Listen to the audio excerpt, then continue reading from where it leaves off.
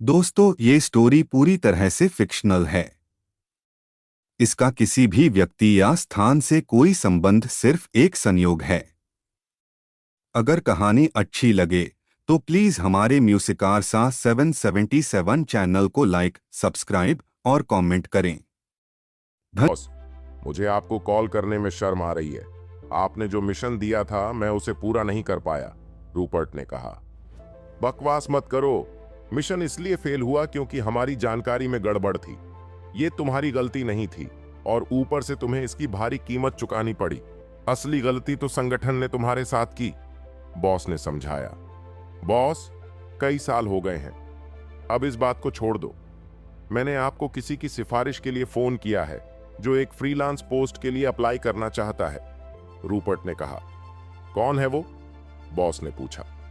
20 साल की उम्र में टाइगर रैंक का टॉप मास्टर। क्या यह पक्का है? उसकी बैकग्राउंड क्या है? वो किसी अमीर खानदान से है या किसी सीक्रेट लैंड का वारिस है? बॉस ने हैरानी से पूछा। नहीं, वो कोई अमीर वारिस नहीं है। उसकी बैकग्राउंड बिल्कुल साफ है, लेकिन उसके पास एक गुरु जरूर है। कौन है वो गुरु, ये अभी पता नहीं। डिटेल्स मैं आपको बाद में भेज दूंगा, रूपर्ट ने जवाब दिया। ठीक है, मुझे तुम पर भरोसा है क्योंकि तुमने ही उसे सजेस्ट किया है। तुम कैपिटल सिटी कब आ रहे हो? सालों से मिले नहीं हैं। अगर जल्दी नहीं मिले तो शायद अब कभी ना मिल पाए, बॉस ने कहा। बॉस, अगर मौका मिला तो जरूर आऊंगा, रूपर्ट ने भरोसा दिलाया। ठीक है, मैं इंतजार करूंगा, बॉस ने कहा। रूपर्ट ने फोन रख दिया और तुरंत दूसरा फोन मिलाया। यह कॉल एक ऐसे आदमी को था जो बूढ़ा था, लेकिन स्पेशल टास्क फोर्स से नहीं बल्कि फाल्कन से जुड़ा था। रूपर्ट ने फाल्कन के टेस्ट के लिए उससे एक जगह फिक्स करवाई थी।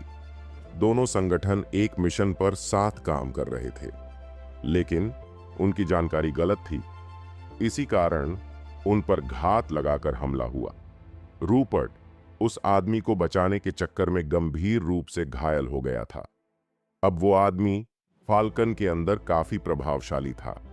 रूपर्ट ने अपने 2 सबसे बड़े फेवर इस्तेमाल कर लिए थे ताकि लूथर परिवार को सपोर्ट के तौर पर ध्रुव मिल सके। स्पेशल टास्क फोर्स का एक एहसान रूपर्ट पर था, फाल्कन के टॉप ऑफिसर्स का एक और एहसान भी। ये दोनों फेवर असल में लूथर परिवार के वंशजों के लिए बचाए गए थे। अगर लूथर परिवार का कोई भी इस फेवर का सही इस्तेमाल करता तो शायद वो परिवार की स्थिति बेहतर कर सकता। लेकिन पिछले 30 सालों में लूथर परिवार की दूसरी पीढ़ी का हर व्यक्ति औसत दर्जे का निकला। फिर तीसरी पीढ़ी में चार्ल्स आया। वो स्मार्ट था, लेकिन उतना स्ट्रांग नहीं।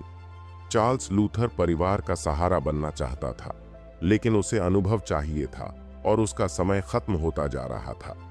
इन दिनों चार्ल्स की तबीयत खराब हो रही थी और पुरानी चोटें भी बढ़ने लगी थीं। रूपर्ट को लग रहा था कि ये आखिरी मौका हो सकता है। उसका भी वक्त पूरा हो रहा था, इसलिए वह लूथर परिवार की स्टेबिलिटी के बदले किसी ऐसे इंसान को ढूंढने के लिए बेचैन था जो उसे 2 एहसान लौटा सके। ध्रुव इसके लिए सबसे सही कैंडिडेट था। वह बहुत यंग था, बहुत स्ट्रांग था और उसका गुरु बेहद मिस्टीरियस था। सबसे बड़ी बात यह थी कि वह नेक दिल और ग्रेटफुल था, और यही सबसे ज्यादा मायने रखता था। अगर ध्रुव इतना स्ट्रांग न होता तो रूपर्ट इतनी कोशिश ही न करता, वरना वह खुद ही किसी मुश्किल में फंस सकता था। रूपर्ट को यकीन था कि उसके मरने के बाद लूथर परिवार बस आसपास की ताकतों के लिए एक इजी टारगेट बन जाएगा। सिर्फ ध्रुव ही उन्हें उस खतरे से बचा सकता था। अगले 10 साल में चार्ल्स अपने दम पर चीजें संभालने लायक हो जाएगा। तब लूथर परिवार स्टेबल हो जाएगा। रूपर्ट ने अपनी तरफ से लूथर परिवार के लिए हर चीज पहले से अरेंज कर दी थी। अब ये ऊपर वाले पर डिपेंड करता था कि वे अपनी लेगेसी बचा पाते हैं या उससे भी आगे बढ़ते हैं।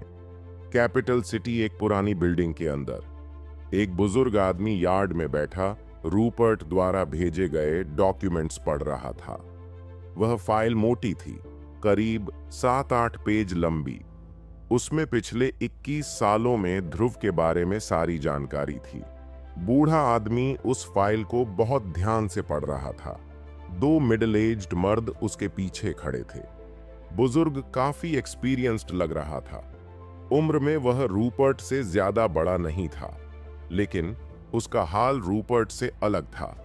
रूपर्ट का चेहरा झुर्रियों से भरा था और वह इतना कमजोर लग रहा था जैसे वह बस मरने वाला हो।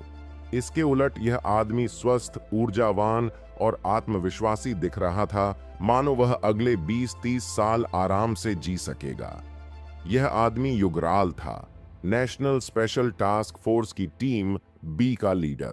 पिछले 30 सालों से वह इस टीम का लीडर था और अब भी बहुत ताकतवर था। यह नहीं था कि वह पावर हंग्री था या वह यंग लोगों को मौका नहीं देना चाहता था। उसने कई बार रिटायरमेंट के लिए अप्लाई किया, लेकिन कभी उसे रिटायरमेंट नहीं मिली, क्योंकि टीम बी के पास अब तक ऐसा कोई नहीं था जो पूरी टीम को कंट्रोल कर सके, बड़ी तस्वीर देख सके और उसकी जगह सही प्लानिंग कर सके। Team B local martial artists के बीच बैलेंस बनाए रखने वाले देश के सबसे क्रिटिकल डिपार्टमेंट्स में से एक था। उनके टास्क मुश्किल थे और इसके लिए एक स्ट्रॉन्ग और विजनरी इंसान चाहिए था। 10 मिनट बाद युगराल ने आखिर डॉक्यूमेंट पढ़ लिया।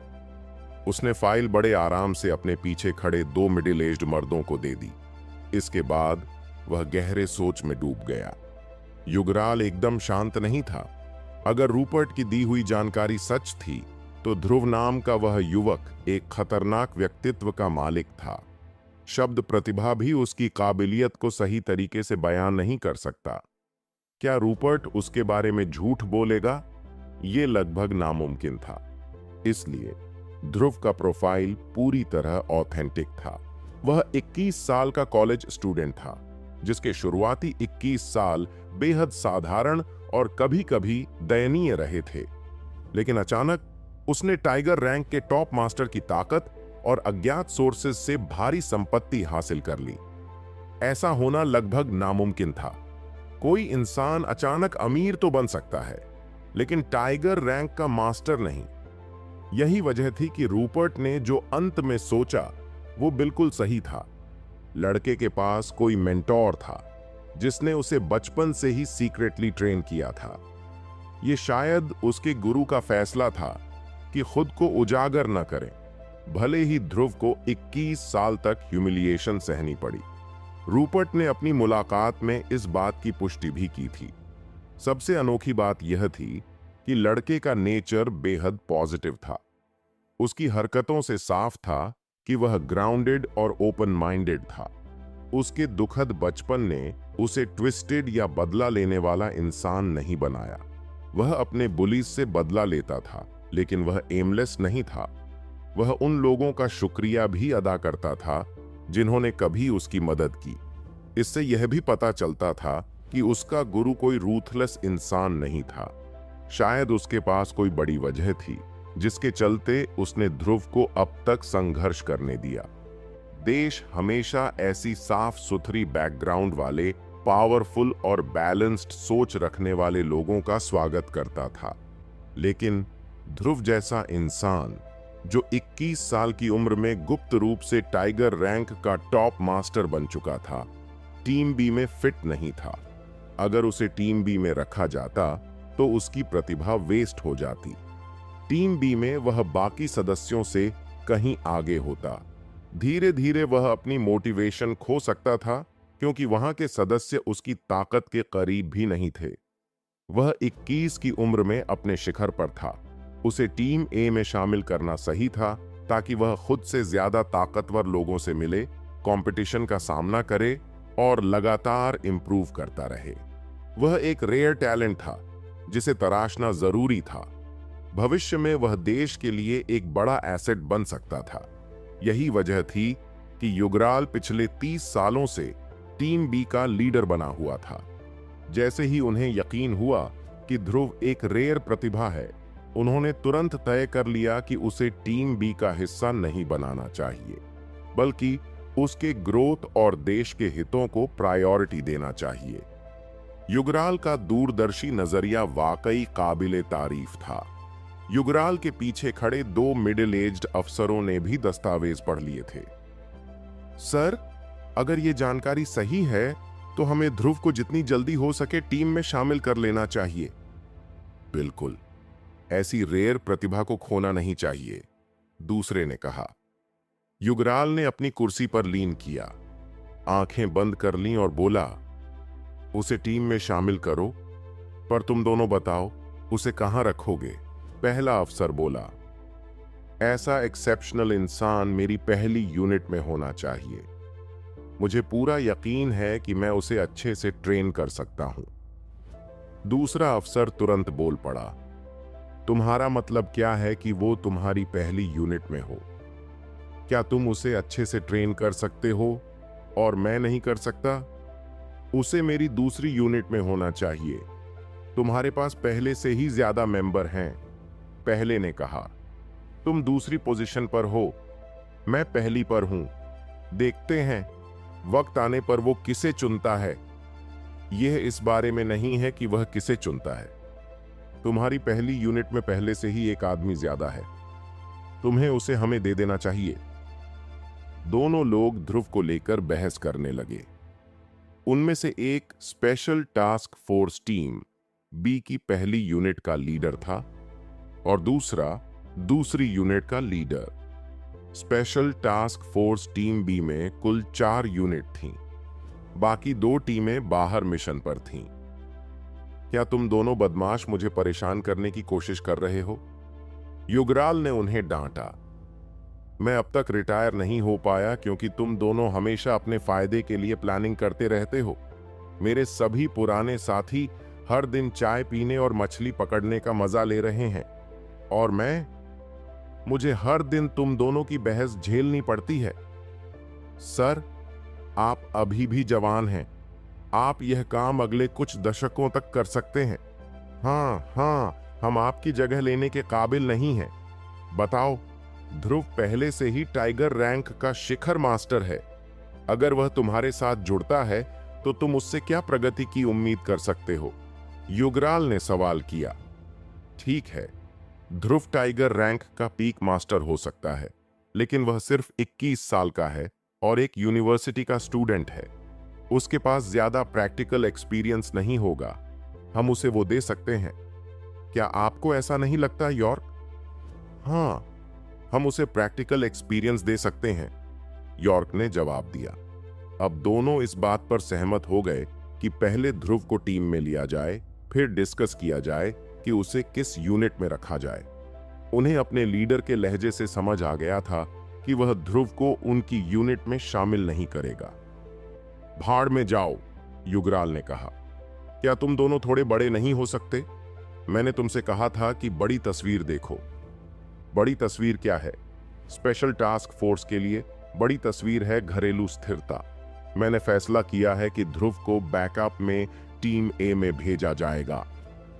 मैंने तो पहले ही सोचा था। दोनों एक दूसरे को देखते हुए आहें भरने लगे। ध्रुव के दस्तावेज पढ़ने के बाद उन्हें समझ आ गया कि वह इतना बेहतरीन था कि उसे उनकी यूनिट में रखना नामुमकिन था। उनके पास 21 साल के टाइगर रैंक शिखर मास्टर को गाइड करने का कोई रास्ता नहीं था। उनकी सबसे बड़ी ताकत उनका प्रैक्टिकल एक्सपीरियंस था, लेकिन ध्रुव को इससे ज्यादा की जरूरत थी। वह केवल टीम ए में शामिल होकर और वहां के पागलपन से प्रेरित होकर ही आगे बढ़ सकता था। युगराल ने अपनी बात खत्म करने के बाद उन्हें अनदेखा कर दिया। फिर उसने अपने गार्ड को बुलाया और एक एनक्रिप्टेड नंबर डायल किया। युगराल, क्या बात है? क्या तुमसे कुछ संभल नहीं रहा? कहां हो? मैं अभी किसी को भेजता हूं। फोन पर एक खुशमिजाज आवाज आई। शोल, इस बार मेरे पास तुम्हारे लिए अच्छी खबर है, युगराल ने कहा। अच्छी खबर? आप मुझे कौन सी अच्छी खबर दे सकते हैं? क्या टीम बी में किसी को प्रमोशन मिला है? कौन है वह? नहीं, मैं किसी को तुम्हारे पास भेज रहा हूं। तुम मुझे किसी को भेज रहे हो? कौन है वह? एक 21 साल का टाइगर रैंक शिखर मास्टर। क्या बकवास है? क्या तुम मजाक कर रहे हो? बकवास? मैं तुम्हें क्यों बेवकूफ बनाऊंगा? मुझे बताओ कि वह कौन है। इतनी कम उम्र में इतना सब कैसे हासिल कर लिया? लीमन ने पूछा। क्या वह किसी अमीर परिवार का वारिस है या फिर किसी छिपी हुई जगह का उत्तराधिकारी? अगर वह अमीर परिवार या किसी छिपी हुई जगह का वारिस होता तो उसकी वैल्यू कम हो जाती। ऐसे लोग हमेशा अपने परिवार के हितों को पहले रखते हैं। वह देश की सेवा के लिए अपना बेस्ट नहीं देगा, भले ही देश ने उसे ट्रेन करने में अपना बेस्ट दिया हो, लीमन ने कहा। युगराल ने जवाब दिया, वह अमीर परिवार या किसी छिपी हुई जगह का वारिस नहीं है। उसकी पृष्ठभूमि पूरी तरह साफ है।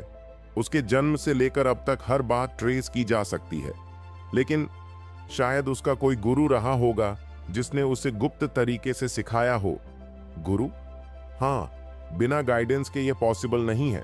उसका गुरु कौन है, क्या पता चला? अभी तक नहीं, लेकिन जो कुछ वह करता है उसे देखकर लगता है कि उसका गुरु कोई खलनायक नहीं हो सकता। ऐसा शिष्य किसी गलत इंसान के पास नहीं हो सकता। ठीक है, जो भी डिटेल्स मिली हैं मुझे भेजो। अगर वह वाकई ऐसा है जैसा तुम कह रहे हो तो तुम्हारा धन्यवाद करना पड़ेगा युगराल। टीम ए को इतने प्रतिभाशाली युवक को देखे हुए काफी वक्त हो गया है। जरूर, मैं जल्द ही तुम्हें सब कुछ भेजता हूं। धन्यवाद कहने की जरूरत नहीं, हम सब एक ही मकसद के लिए काम कर रहे हैं। फोन रखने के बाद युगराल ने लीमन को ध्रुव की जानकारी भेज दी। जानकारी पढ़ने के बाद लीमन काफी एक्साइटेड हो गए। ध्रुव की पृष्ठभूमि क्लियर थी। वह नेक दिल और असाधारण प्रतिभा वाला था। इससे वह टीम ए के लिए एकदम सही कैंडिडेट बन गया। वह देश का एक और स्तंभ और तलवार बनेगा। लीमन को भरोसा था। टीम ए का एक सदस्य जॉर्डन चेस साउथ रिवर प्रांत के पास था। लीमन ने फैसला किया कि जॉर्डन को रिवर सिटी जाकर ध्रुव से मिलना चाहिए। अगर युगराल की बातें सही थीं, तो वह ध्रुव को तुरंत टीम ए का बैकअप सदस्य बना सकते थे। साउथ रिवर प्रांत की सीमा पर एक छोटा सा शहर। जॉर्डन चेस एक सड़क के स्टॉल पर खाना खा रहा था। टीम ए का सदस्य होने के नाते वह एक वांछित एस श्रेणी के क्रिमिनल का पता लगाने आया था। वह क्रिमिनल टाइगर रैंक का पीक मास्टर था। उसने अपनी ताकत का इस्तेमाल कर नाम कमाया था। लेकिन जैसे जैसे वह ताकतवर होता गया, उसके दुश्मन अचानक मरने लगे। इस वजह से स्पेशल टास्क फोर्स का ध्यान उसकी तरफ गया। शुरुआत में टीम बी के 2 मेंबर्स को भेजा गया, लेकिन दोनों गंभीर रूप से घायल हो गए। जब यह कंफर्म हो गया कि वह टाइगर रैंक का पीक मास्टर है, तो केस टीम ए को दे दिया गया। हालांकि जॉर्डन को अभी तक कोई सुराग नहीं मिला था। एक बार जब ये लोग पकड़े जाने का खतरा महसूस करते हैं तो छिप जाते हैं, जॉर्डन ने सोचा। स्पेशल टास्क फोर्स टीम ए ऐसा ऑर्गेनाइजेशन था जिसने पूरे मार्शल आर्टिस्ट समाज में खौफ मचा रखा था। अगर वे आपके पीछे पड़ जाएं, तो आपको छिपना होगा, वरना आपको पता भी नहीं चलेगा कि आप कब खत्म हो गए। फिर भी अगर आप एक पावरफुल मार्शल आर्टिस्ट हैं और अपनी लिमिट्स जानते हैं, तो कोई आपको परेशान नहीं करेगा। टीम ए के सदस्य शायद ही कभी साथ इकट्ठा होते थे। उनका कोई फिक्स्ड लोकेशन भी नहीं था। वे पूरे देश में फैले हुए थे। जब कोई ऐसा केस आता जिसे टीम बी सॉल्व नहीं कर पाती, तो टीम ए का सबसे नजदीकी सदस्य उसे हैंडल करने के लिए फौरन पहुंच जाता था। बाकी टास्क फोर्स के लिए टीम ए के लोग एक मायावी और खतरनाक ग्रुप माने जाते थे। वे किसी भी रूप में हो सकते थे, कभी बड़े बिजनेसमैन तो कभी एक आम कर्मचारी। ये पूरी तरह व्यक्ति की चॉइस पर डिपेंड करता था। जॉर्डन एक स्ट्रीट स्टॉल पर खाना खा रहा था, तभी उसकी जेब में रखा एनक्रिप्टेड फोन बजा। उसने चम्मच और कांटा टेबल पर रखा, स्टॉल से बाहर निकला और कॉल रिसीव करने के लिए एकांत जगह ढूंढी। जॉर्डन! फोन पर टीम लीडर लीमन की आवाज आई। हाँ बॉस, बताइए क्या काम है? इस वक्त तुम कहां हो? साउथ रिवर प्रांत और नॉर्थ रिवर प्रांत की सीमा पर हूं। रिवर सिटी जाओ, वहां टीम बी के रिटायर्ड मेंबर रूपर्ट लूथर को खोजो। उन्होंने टीम ए के लिए एक बैकअप मेंबर का सजेशन दिया है। तुम्हें उसकी जांच करनी होगी। टीम ए का बैकअप मेंबर? क्या कोई खास जानकारी है? जॉर्डन ने उत्सुक होकर पूछा। रूपर्ट तुम्हें सब डिटेल्स देगा, जितना जल्दी हो सके वहां पहुंचो। समझ गया बॉस। फोन काटने के बाद जॉर्डन ने फौरन रिवर सिटी के लिए रवाना होने की तैयारी की। इस बीच ध्रुव स्कूल में था। वह लेक्चर सुन रहा था, लेकिन नींद से उसकी आंखें झपक रही थीं। पिछले कुछ दिनों से वह स्कूल नहीं गया था, क्योंकि चांसलर ने उसे स्पेशल परमिशन दी थी। वह जब चाहे छुट्टी ले सकता था, लेकिन आखिरकार वह अभी भी एक स्टूडेंट था और उसे स्कूल आना पड़ता था। हालांकि आज के स्कूल अनुभव ने उसे दोबारा आने से हतोत्साहित कर दिया। क्लास में हर कोई उसे उत्सुकता से घूर रहा था। ध्रुव अब कैंपस का फेमस चेहरा बन चुका था। ऋषभ ने उसके सामने घुटनों पर बैठकर माफी मांगी थी। एसआरयू के सबसे अच्छे दिखने वाले लड़के और स्टूडेंट काउंसिल प्रेसिडेंट हॉवर्ड ने उसे मिस्टर ध्रुव कहकर बुलाया। यह खबर पूरे स्कूल में फैल चुकी थी। अब अफवाह थी कि वह किसी अमीर परिवार का उत्तराधिकारी है, लेकिन प्यार और जिंदगी का अनुभव लेने के लिए उसने अपनी पहचान छिपा रखी थी। जब काव्या जेनसन ने उसे रिजेक्ट किया तो वह नाराज हो गया और उसकी असली पहचान बाहर आ गई। इस खबर ने सभी को हैरान कर दिया था। यहां तक कि स्कूल भी उसे कुछ कहने की हिम्मत नहीं करता था। वह अपनी मर्जी से स्कूल आ जा सकता था। ऐसा लगता था जैसे स्कूल उसके लिए घर बन गया हो। लड़के उसे जलन भरी नजरों से देख रहे थे।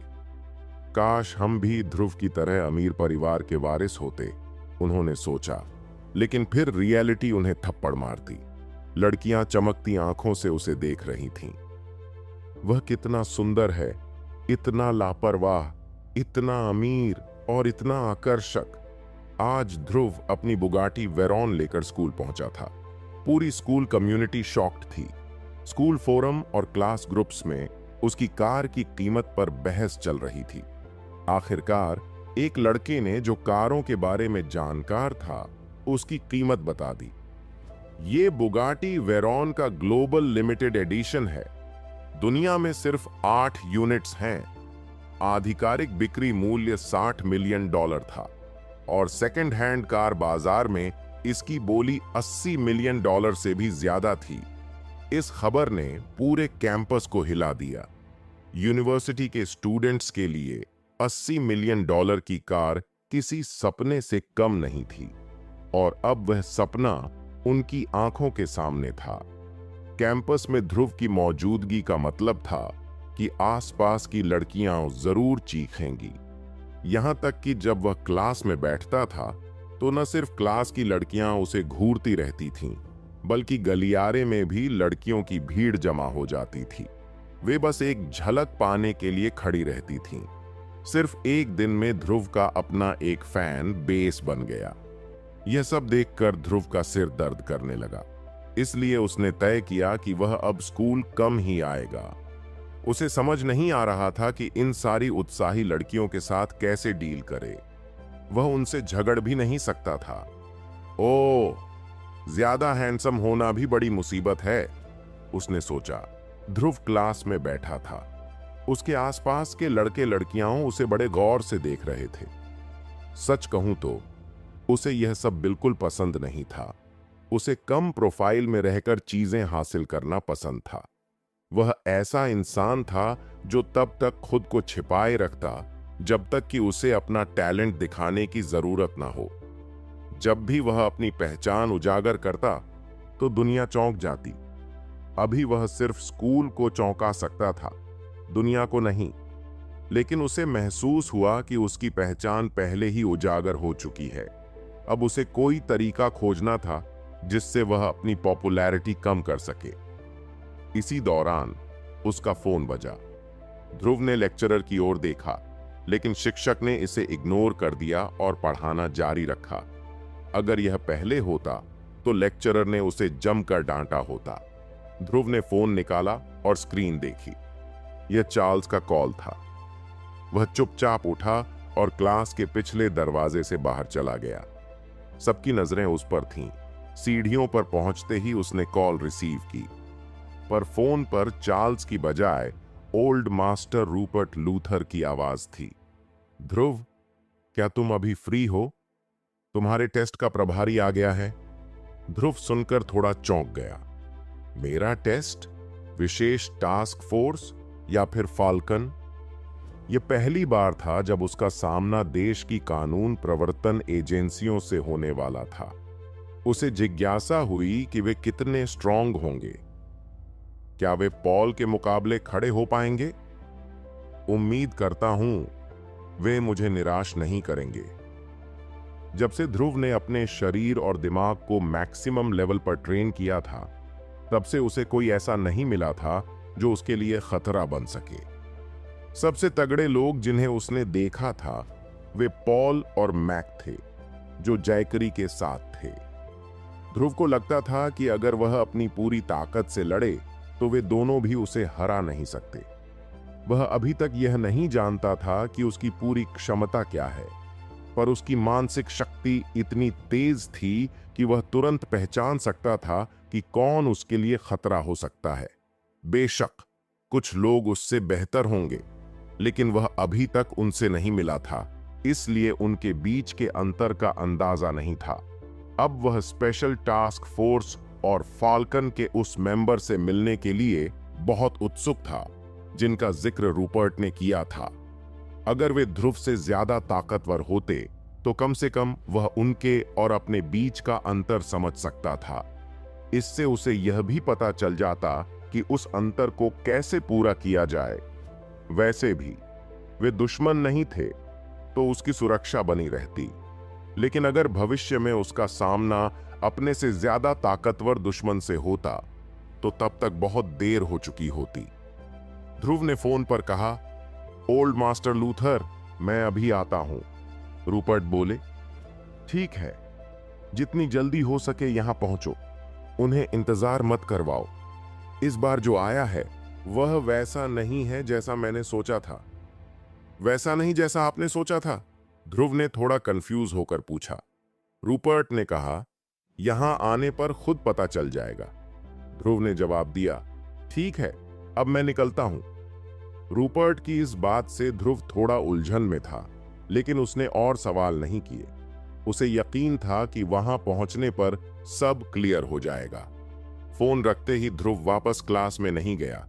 वह नीचे गया, अपनी बुगाटी वेरॉन में बैठा, गैस पर पैर रखा और स्कूल से बाहर निकल गया। कार का इंजन इतनी जोर से गरजा कि उसकी आवाज पूरे कैंपस में गूंज गई।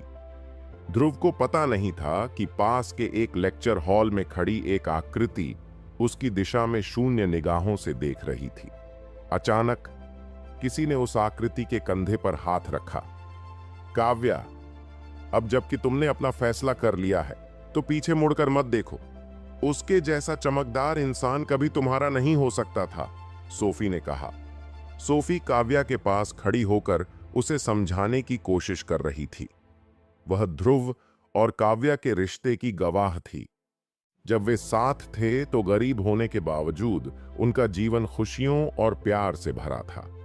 लेकिन काव्या को यह नहीं पता था कि ध्रुव एक छुपा हुआ सुपर रिच वारिस है। वह सोचती थी कि उसकी पसंद सही है, लेकिन वह गलत थी। आखिर ध्रुव जैसा सुपर रिच लड़का हर छुट्टी और वीकेंड पर पार्ट टाइम काम क्यों करेगा? और यह सिलसिला सालों से चल रहा था। ऐसी बात पर तो कोई यकीन भी नहीं करता। काव्या को छोड़कर स्कूल में किसी को भी इस बात का पता नहीं चला। सच यह था कि ध्रुव की पृष्ठभूमि बहुत बड़ी थी, लेकिन वह लो प्रोफाइल रहना पसंद करता था। वह अपने प्यार को परखने के लिए सालों से अपनी असली पहचान छिपाकर रखे हुए था। सोफी को लगता था कि ध्रुव थोड़ा पागल है। वह सोचती थी कि जब काव्या ने उसे छोड़ दिया तो उसने अपनी पहचान सिर्फ इसलिए उजागर की ताकि उसे पछतावा हो। लेकिन सोफी को यकीन था कि ध्रुव काव्या से बहुत प्यार करता था, वरना वह बारिश में उसके हॉस्टल में रात का खाना लेकर क्यों पहुंचता। अब काव्या के पास खुद को दोष देने के अलावा कोई चारा नहीं था। देखो, चीजें कितनी बदल गईं। सुना था कि ऋषभ ने किसी बड़े व्यक्ति को नाराज कर दिया था। उसके परिवार को रातों रात बर्बाद कर दिया गया और फाइनेंशियल क्राइम्स के लिए जेल भेज दिया गया। कंपनी के शेयर होल्डर होने की वजह से ऋषभ भी सजा से नहीं बच सका। काव्या स्कूल में हंसी का पात्र बन चुकी थी। लोग कहते थे उसने हीरा छोड़ दिया और कूड़े के ढेर से पत्थर उठा लिया, अब भुगत रही है। पिछले कुछ दिनों से काव्या ने एक भी शब्द नहीं बोला था।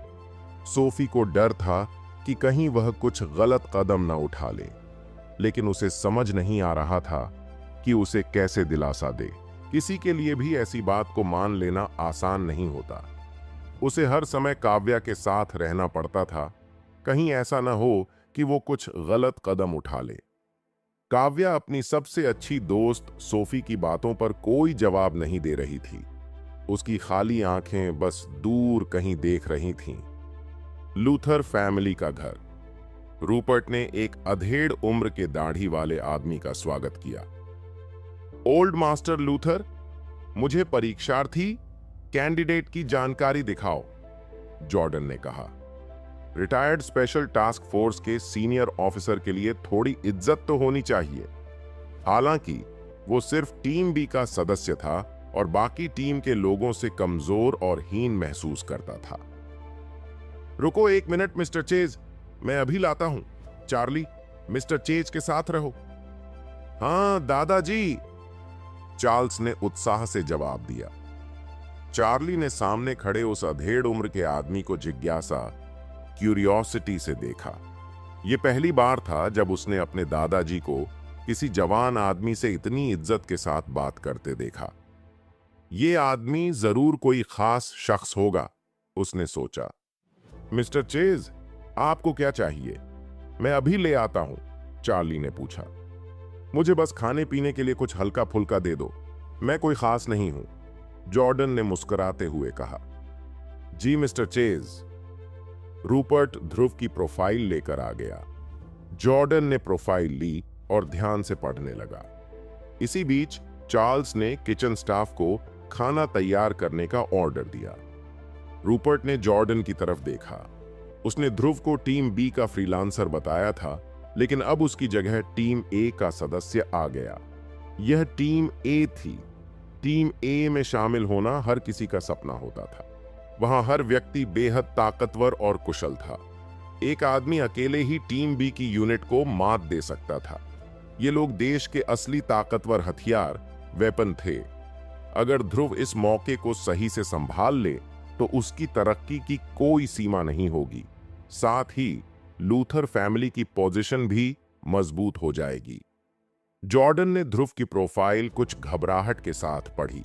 वह उसे तुरंत देखना चाहता था ताकि यह जान सके कि वह सच में प्रोफाइल में लिखे अनुसार है या नहीं।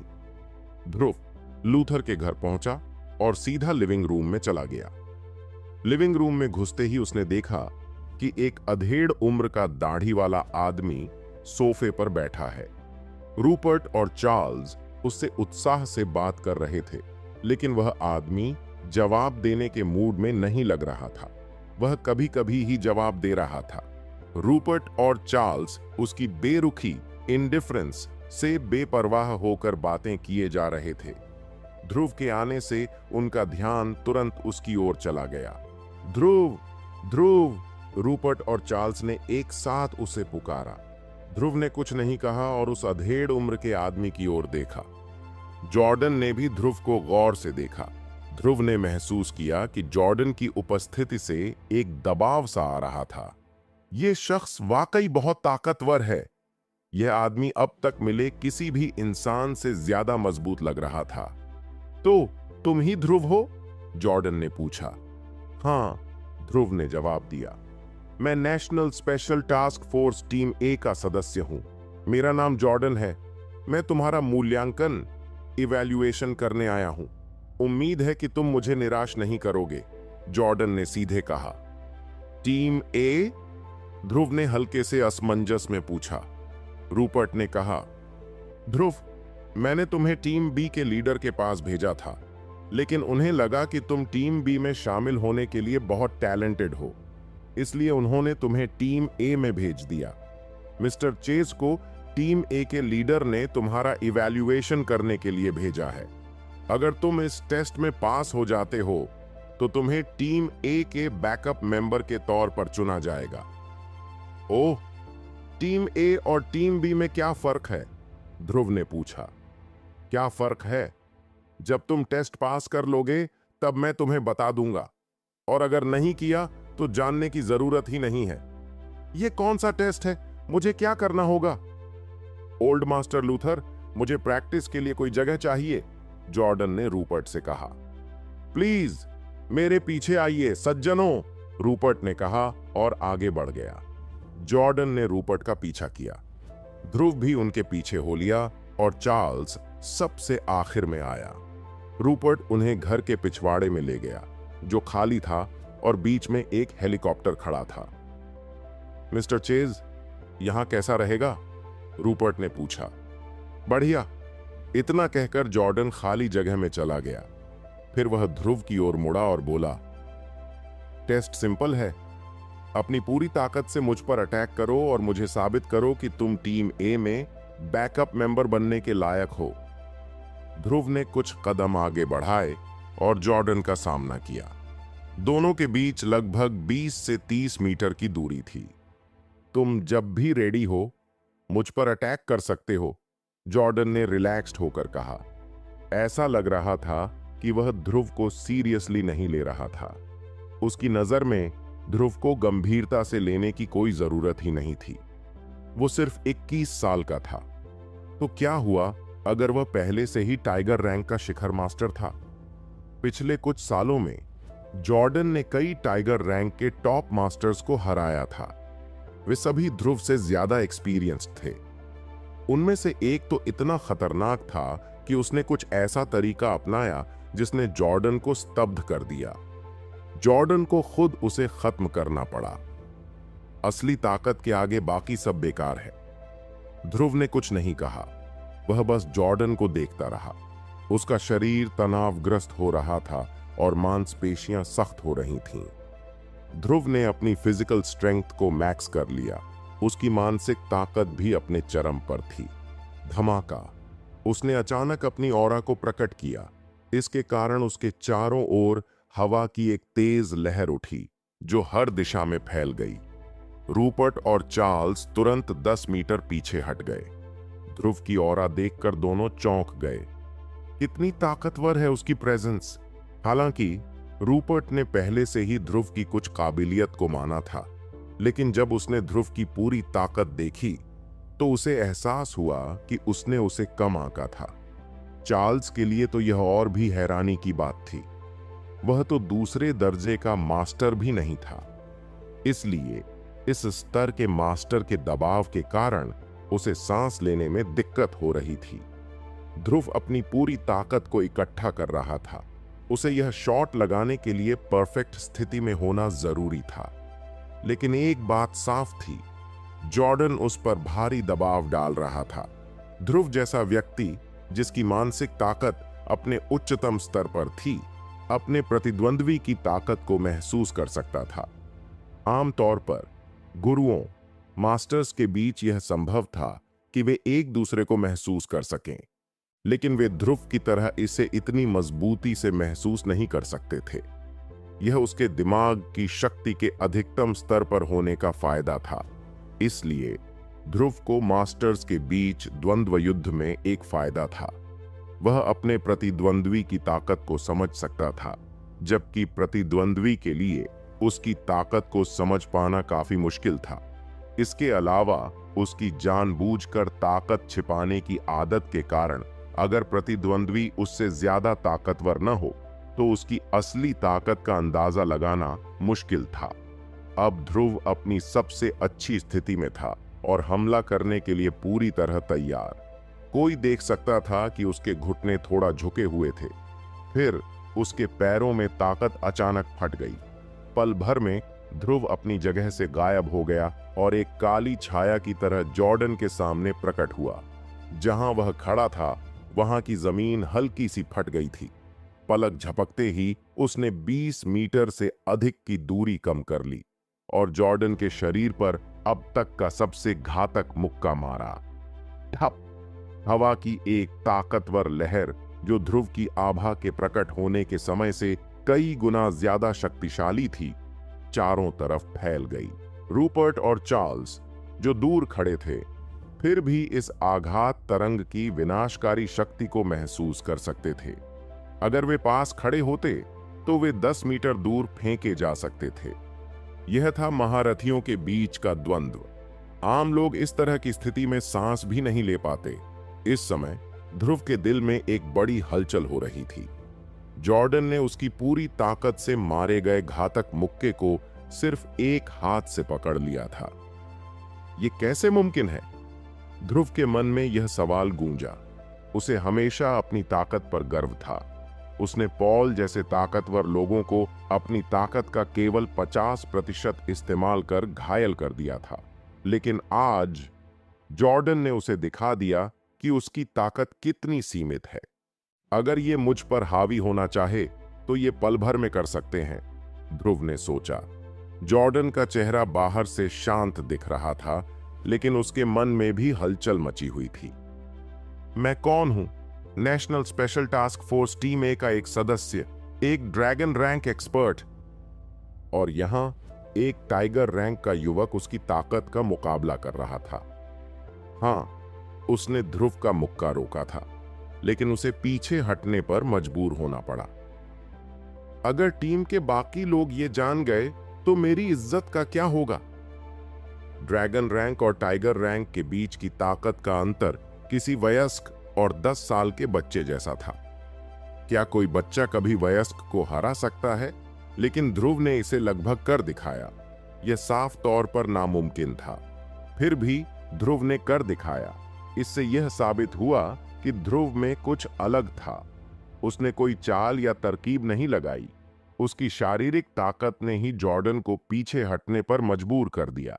अब अगर ध्रुव अपनी स्किल्स का इस्तेमाल करे तो क्या वह जॉर्डन के सामने कुछ राउंड टिक नहीं सकता?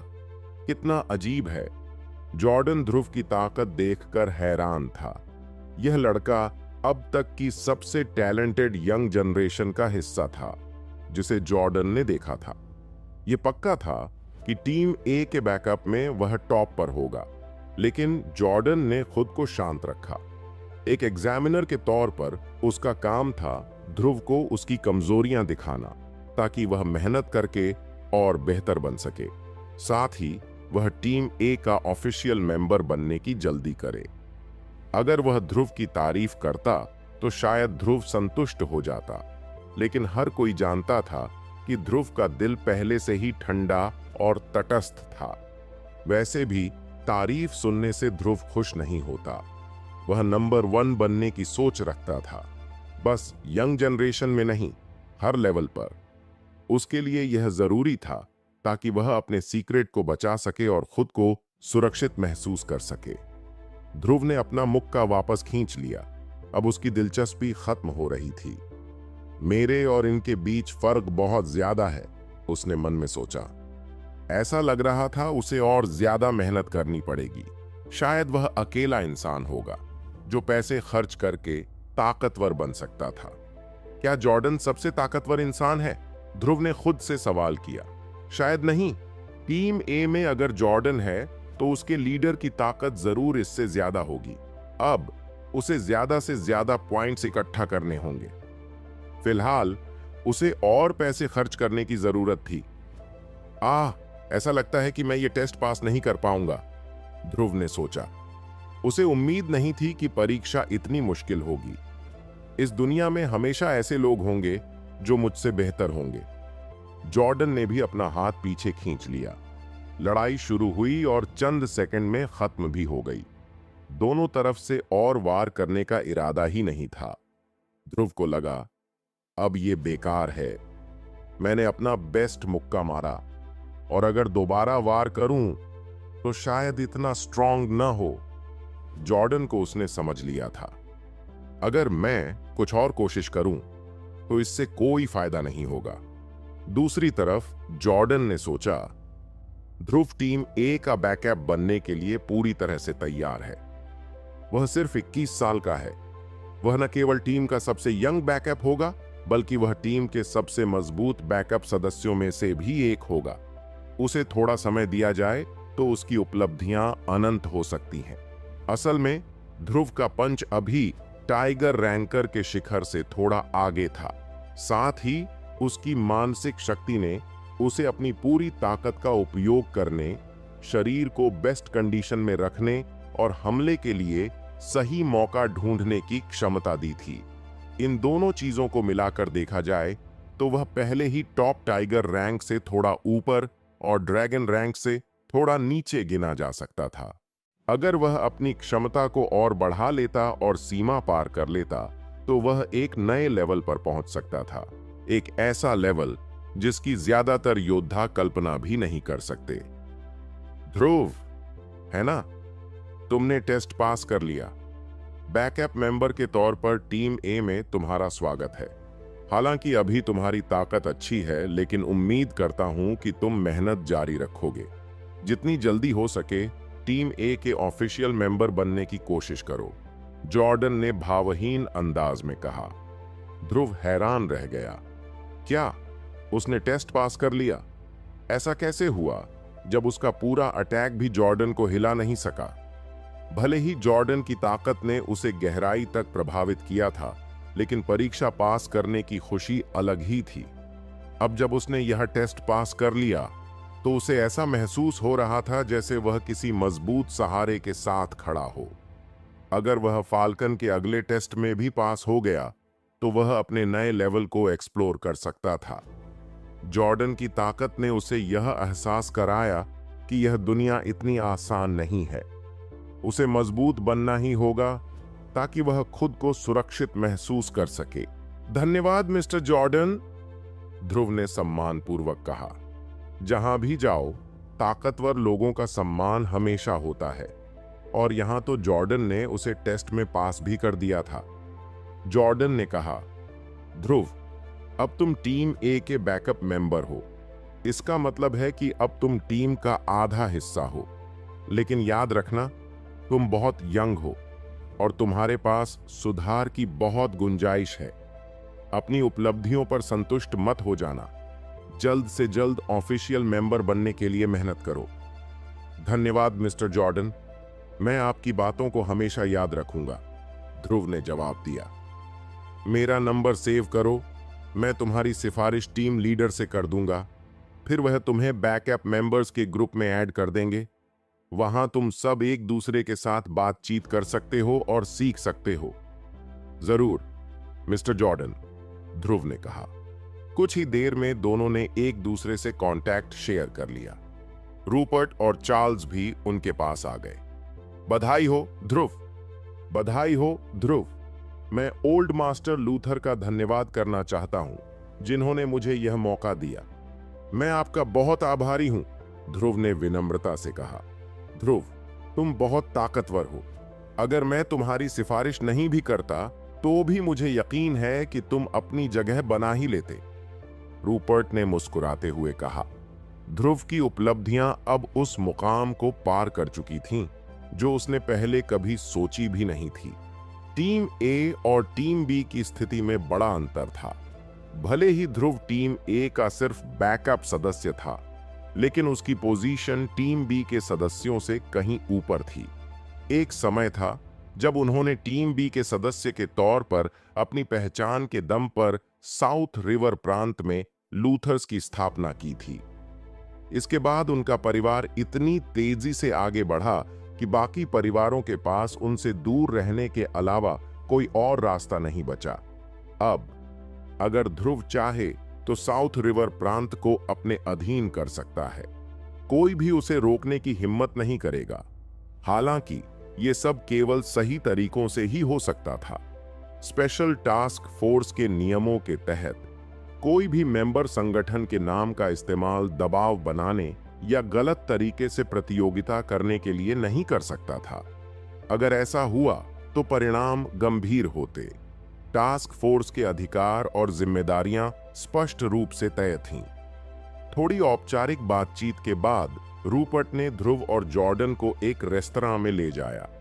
वहां उनके लिए पहले से ही शानदार खाने की मेज तैयार थी।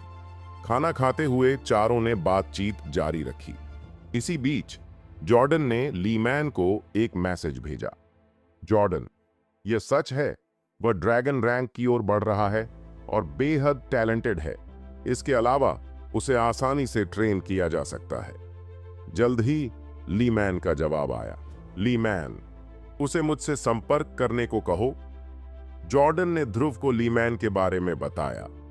ध्रुव ने जब उसे अपने कांटेक्ट में जोड़ा तो लीमैन ने तुरंत उसे मैसेज भेजा। लीमैन, मैं लीमैन शोल हूं, नेशनल स्पेशल टास्क फोर्स की टीम ए का लीडर। ध्रुव यह देखकर चौंक गया। टीम ए का लीडर? यह तो वाईआईपी था। अगर जॉर्डन, जो टीम का सदस्य था, इतना ताकतवर था तो ध्रुव सोचने लगा कि लीडर कितना शक्तिशाली होगा। उसने तुरंत जवाब दिया। ध्रुव, हेलो टीम लीडर शोल, मैं ध्रुव हूं। लीमैन, हाय ध्रुव, बैकअप सदस्य के तौर पर टीम ए में शामिल होना तो बस शुरुआत है। मुझे उम्मीद है कि तुम आराम नहीं करोगे। मैं तुम्हारे बारे में काफी सकारात्मक हूं और चाहता हूं कि तुम जल्द ही टास्क फोर्स के ऑफिशियल मेंबर बनो। ध्रुव, बिल्कुल, मैं आपको निराश नहीं करूंगा। इसके बाद ध्रुव को एक ग्रुप चैट में जोड़ा गया। जब उसने ग्रुप खोला तो देखा कि उसमें सिर्फ 8 लोग थे। अब ध्रुव के जुड़ने के बाद कुल 9 मेंबर हो गए। लीमैन ने ग्रुप में मैसेज किया। लीमैन, हमारे पास एक नया मेंबर है, सब लोग आकर उसका स्वागत करो। ग्रुप के बाकी सदस्यों ने ध्रुव का वेलकम किया। हालांकि 2 लोगों ने जवाब नहीं दिया। शायद वे व्यस्त थे, वरना टीम लीडर का सम्मान न करने की हिम्मत कौन करता। सदस्य 1, बॉस, नए मेंबर को आए हुए काफी वक्त हो गया।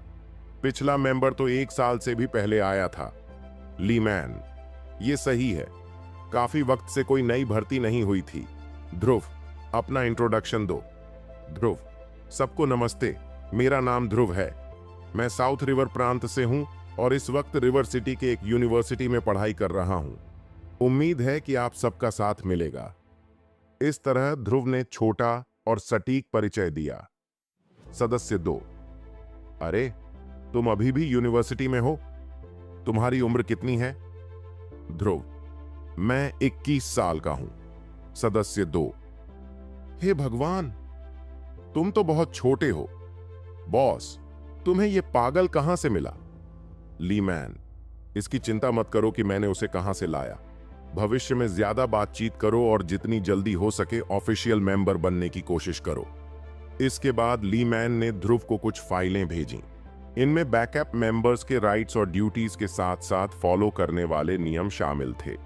उन्होंने ध्रुव से कहा कि वह इन फाइल्स को ध्यान से पढ़े। नेशनल स्पेशल टास्क फोर्स की टीम ए का बैकअप सदस्य बनने के साथ ही ध्रुव की सभी पर्सनल जानकारी इरेज कर दी गई। अब कोई भी ध्रुव की जानकारी ट्रैक नहीं कर सकता था। यह जानकर ध्रुव काफी संतुष्ट था। उसे महसूस हुआ कि यह वाकई एक हाई प्रोफाइल विभाग था और इनका काम काफी तेज था। ध्रुव को डर था कि उसके बाहरी दुश्मन उसका घर पता लगाकर आंटी सैली और आंटी डायना के परिवारों को नुकसान पहुंचा सकते हैं। अब जब उसकी जानकारी मिटा दी गई थी तो वह राहत महसूस कर रहा था। टीम ए में शामिल होने और बैकअप मेंबर बनने के बाद ध्रुव ने तानिया से कहा कि वह अपनी स्पीड बढ़ा दें और इस बात की फिक्र न करें कि अभी उनका भेद खुल सकता है या नहीं। अब उसे बहुत ज्यादा पॉइंट्स की जरूरत थी। वैसे भी उसके पास अब एक मजबूत सपोर्ट था, इसीलिए ज्यादा खर्च करने में कोई परेशानी नहीं होनी चाहिए। तानिया और बाकी लोगों की सुरक्षा के लिए उसने वैन और गॉर्डन को स्प्रिंगफील्ड भेज दिया। सुरक्षा विभाग के लोग भी एक एक कर रिपोर्ट देने आने लगे। ध्रुव ने उन सबसे ज्यादा सवाल नहीं पूछे और सब कुछ पॉल को सौंप दिया। उसी दौरान ध्रुव फाल्कन के इवैल्यूएटर्स का इंतजार कर रहा था। कुछ दिन बाद ओल्ड मास्टर लूथर का फोन आया। उन्होंने बताया कि फाल्कन का इवैल्यूएशन कैंसिल कर दिया गया है। साथ ही उन्होंने यह भी कहा कि ध्रुव फाल्कन के कॉल का धैर्यपूर्वक इंतजार करे।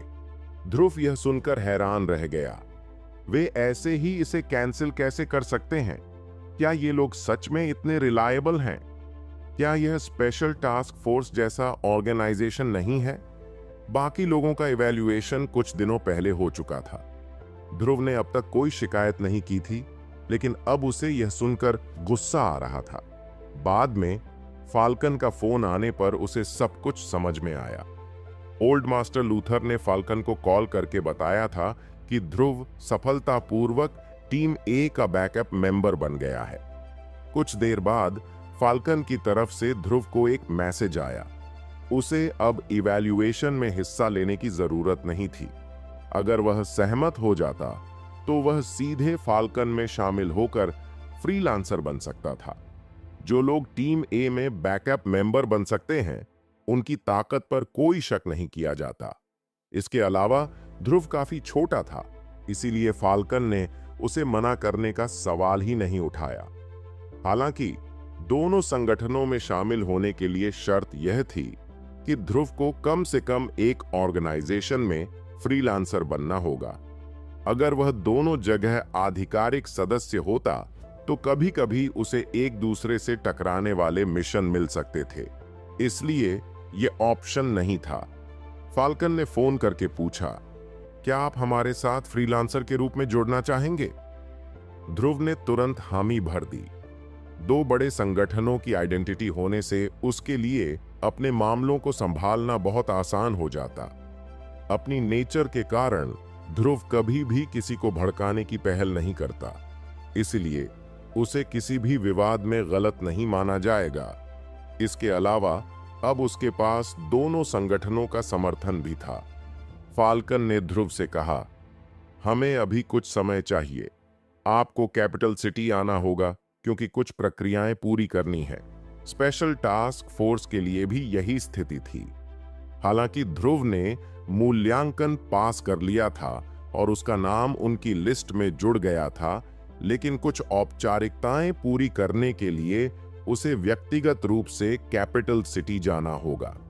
इसलिए ध्रुव ने सोचा कि इन दोनों कामों को एक साथ निपटाने के लिए कैपिटल सिटी जाना सही रहेगा।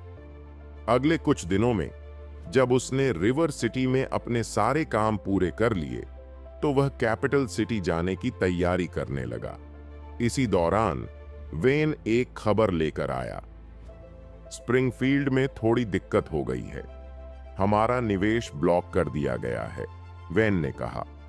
ध्रुव को समझ में आ गया कि अभी भी कुछ लोग उस पर नजर रखे हुए हैं, लेकिन वह फिर भी संतुष्ट था। उसने जब तानिया को फ्री हैंड दिया था तब से उन्होंने स्प्रिंगफील्ड में 29 बिलियन का निवेश किया था। और सुना है हाल ही में तानिया ने स्प्रिंगफील्ड के एक प्रमुख इलाके में 30 बिलियन की बोली लगाई है।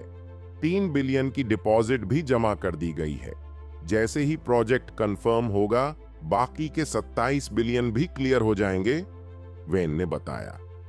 इससे ध्रुव के कुल पॉइंट्स 152 से बढ़कर 442 हो गए थे।